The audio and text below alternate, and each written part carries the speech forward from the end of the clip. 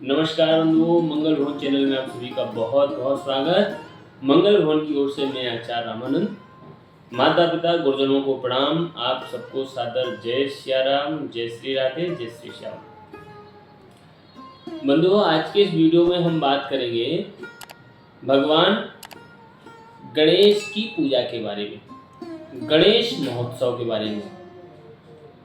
क्योंकि गणेश महोत्सव एक ऐसा महोत्सव है जो 10 दिन तक चलता है, लेकिन 10 दिन के इस गणेश महोत्सव में भगवान गणेश की पूजा करने से कौन कौन से लाभ होते हैं और ये समय पूजा करने से हम कौन कौन से दुख से निवृत्त हो सकते हैं और पूजा का विधान क्या है, पूजा की विधि क्या है, इन सब बातों पे हम इस वीडियो में चर्चा करेंगे। बंधुओं, सनातन परंपरा में किसी भी कार्य को करने से पहले भगवान गणेश की पूजा होती है। यहाँ तक कि हमारे घरों में छोटे से लेके बड़े तक कोई भी उत्सव, महोत्सव, कोई भी कार्य होता है तो उसमें हम भगवान गणेश की पूजा जरूर करते हैं। यहाँ तक कहा गया है कि देवता भी देवलोक में अगर कोई कार्य करते हैं तो वो भी सबसे पहले भगवान गणेश की पूजा करते हैं। तो इसलिए प्रत्येक कार्य में भगवान गणेश की पूजा अति आवश्यक है। क्यों?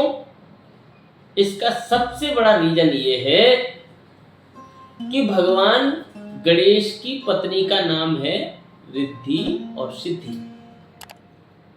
रिद्धि सिद्धि इनकी पत्नियां हैं, इसीलिए इन्हें रिद्धि और सिद्धि के प्रदाता कहा जाता है। क्योंकि रिद्धि का मतलब समझते हैं, रिद्धि का मतलब होता है हमारे जीवन में धन धाम सुख ऐश्वर्य, जो भी हमें ये लौकिक सुख मिल रहा है वो सब रिद्धि के प्रभाव से मिलता है, उसे रिद्धि कहते हैं।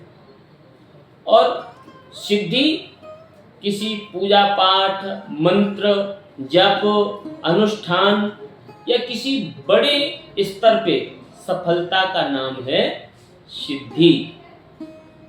तो ये रिद्धि सिद्धि भगवान गणेश की कृपा से ही प्राप्त होती है। बंधुओं, भाद्रपद मास शुक्ल पक्ष की चतुर्थी तिथि भगवान गणेश का जन्मोत्सव मनाया जाता है और इस चतुर्थी तिथि से लेकर के ये महोत्सव अनंत चतुर्दशी तक 10 दिनों तक चलने वाला महोत्सव है। और ये 10 दिन किसी भी कार्य की सिद्धि के लिए बहुत ही शुभ माने जाते हैं। इन 10 दिनों में पूरे भारतवर्ष में एक अलग उमंग दिखाई देती है। घर घर में भगवान गणेश विराजमान होते हैं।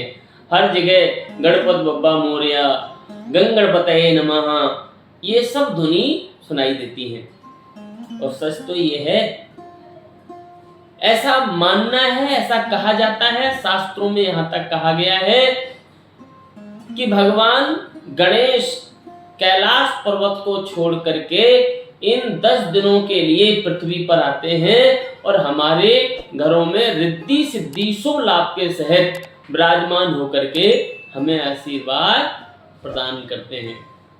तो इसलिए इन 10 दिनों में, इस महोत्सव के 10 दिनों में यदि हम भगवान गणेश की विधि विधान के साथ स्थापना करते हैं, पूजा करते हैं तो वो बहुत ही शुभ होता है और सारे मनोरथों की उससे हमारी सिद्धि होती है। बंधुओं, आप देखते हैं हमारे घरों में भगवान गणेश की मिट्टी की मूर्तियों का स्थापन किया जाता है। और आज हम एक बहुत ही शुभ बात बताने वाले हैं जो आपको बहुत ध्यान से सुनना चाहिए हमारी। और जैसे आप हमारे सामने देख रहे हैं, भगवान गणेश विराजमान हैं और ये मिट्टी की मूर्तियां हैं, छोटी छोटी मिट्टी की मूर्तियां। वैसे शास्त्रों में ये प्रमाण है 12 अंगुल से लेकर के 16 अंगुल तक की मूर्तियों की पूजा सर्वश्रेष्ठ मानी जाती है, 12 अंगुल से लेकर के 16 अंगुल तक की। और मिट्टी की मूर्तियों की पूजा सबसे श्रेष्ठ है। और उससे भी अगर कोई मूर्ति श्रेष्ठ होती है, उससे भी अगर मूर्ति कोई श्रेष्ठ है तो पंचगव्य से बनी हुई मूर्ति, जिसमें गाय का गोबर, दूध, दही, घी, ये गाय के 5 वस्तुओं को मिश्रण करके जो गाय के गोबर से मूर्तियां बनती हैं, उनकी पूजा और भी करना शुभ होता है। इसके बारे में हम आगे भी और भी चर्चा करेंगे, लेकिन इससे पहले हम चर्चा ये करना चाहते हैं कि मंगल भवन ने, हालांकि ये एक बहुत छोटा सा प्रयास किया है, शायद आपको बहुत अच्छा लगेगा सबको देख करके।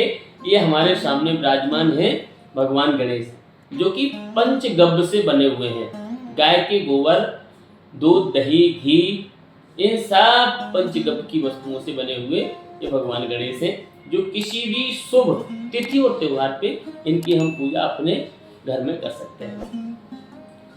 बंधुओं, ये 10 दिन इतने शुभ होते हैं। इन 10 दिनों में यदि किसी ब्राह्मण के द्वारा भगवान गणेश की मूर्ति का विधि पूर्वक, विधान पूर्वक स्थापना करके और फिर हम पूजा आराधना करते हैं, तो हमें निश्चित ही हमारे सारे मनोरथ पूर्ण सिद्ध होते हैं। सबसे पहले सुन लें, विद्यार्थियों के लिए, यदि कोई विद्यार्थी कंपटीशन में आगे नहीं निकल पा रहा, बार बार वो किसी इंटरव्यू में पॉइंटों से रह जा रहा है, तो ऐसे में इन 10 दिनों में उन विद्यार्थियों को उत्तम शिक्षा के लिए, कंपटीशन में आगे निकलने के लिए, शिक्षा क्षेत्र में सफलता के लिए उन्हें भगवान गणेश के 12 नामों का स्मरण करना चाहिए और साथ में नित्य गंगणपतये मंत्र का 11 माला जप करना चाहिए।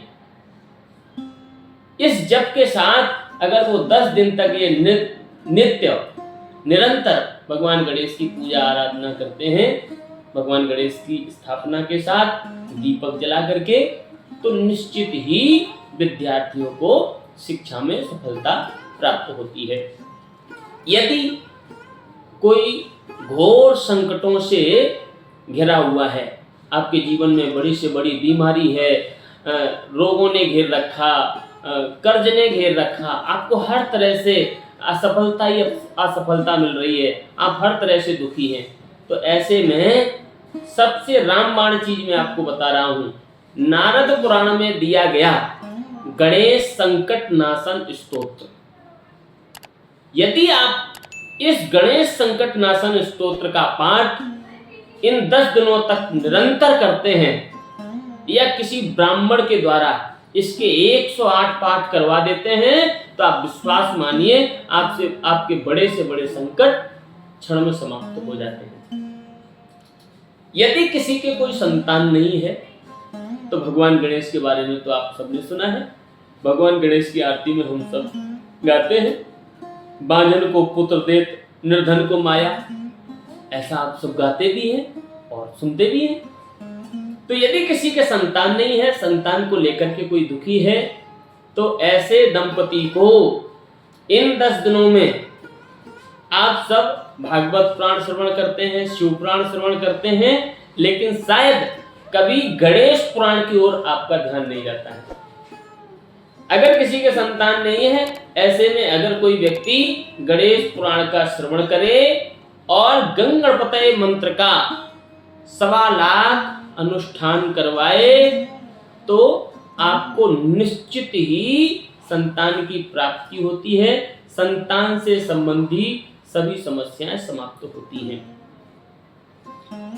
बंधुओं, व्यापार आदि से यदि आप परेशान हैं, व्यापार में वृद्धि नहीं हो रही है, आपको निरंतर आप प्रयास मेहनत कर रहे हैं, आपकी बरकत नहीं हो रही है, तो ऐसे लोगों के लिए गणेश अथर्वशीर्ष का पाठ रामबाण है। वो गणेश अथर्वशीर्ष का पाठ करें या किसी ब्राह्मण के द्वारा, सुयोग्य ब्राह्मण के द्वारा करवाएं 108 पाठ। इससे आपके व्यापार में तरक्की होगी, व्यापार में वृद्धि होगी और नौकरी आदि में पद प्रतिष्ठा की प्राप्ति होगी और गवर्नमेंट से संबंधित आपको लाभ प्राप्त निश्चित ही होंगे।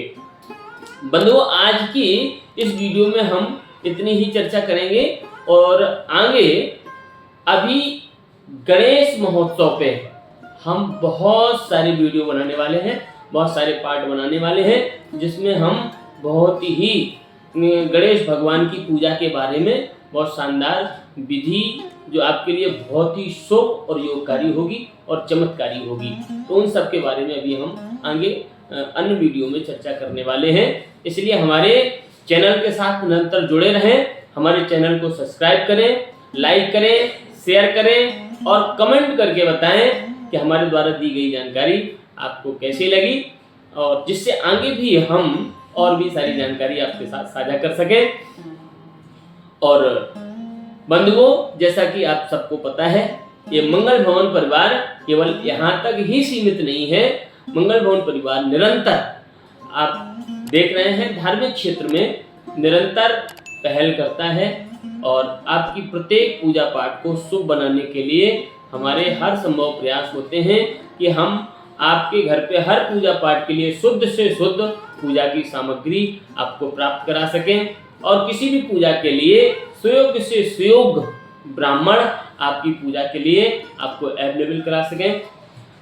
और किसी भी परामर्श के लिए, ज्योतिषी परामर्श के लिए आप हमारे साथ मंगल भवन वेबसाइट के माध्यम से सीधा जुड़ सकते हैं और बड़ी से बड़ी परेशानी का समाधान हमारे द्वारा ले सकते हैं।